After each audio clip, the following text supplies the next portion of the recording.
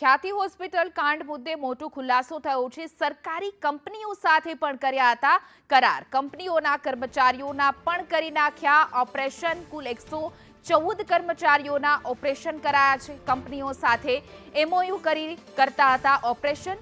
ONGC western રેલવેના કર્મચારીઓના operation કરાયા હોવાની પણ માહિતી મળી છે। તો સેલ અને ઈસીએચસી અને પીઆરએલના કર્મચારીઓના પણ ઓપરેશન કરાયા। ડાયરેક્ટર ડોક્ટર સંજય પટોડિયાએ આ ખુલાસો કર્યો છે। જે એ સંજય પટોડિયા કે આખા ખ્યાતિકાંડ કૌભાંડમાં તેનું સંડોવાયેલો છે, તેની પૂછપરછ હાલ ચાલી રહી છે। તો એક પછી એક મોટા ખુલાસા થઈ રહ્યા છે। અનેક હવે નામ સામે આવી શકે એમ છે।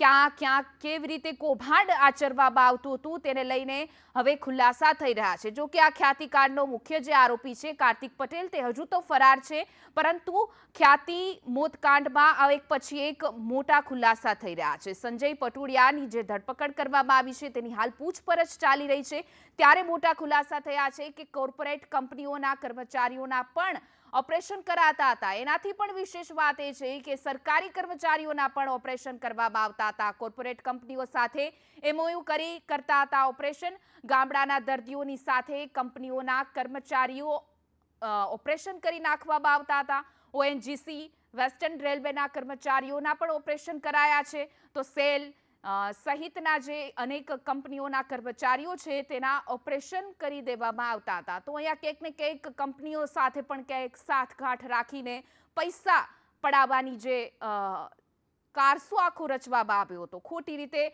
ઓપરેશન કરીને સરકારના પૈસા છે, જનતાના પૈસા છે, તે લઈ લેવામાં આવતા હતા। પીએમજેવાય યોજના અંતર્ગત પૈસા કમાવાની આ જે કૌભાંડ છે તેમાં એક પછી એક ખુલાસા થઈ રહ્યા છે।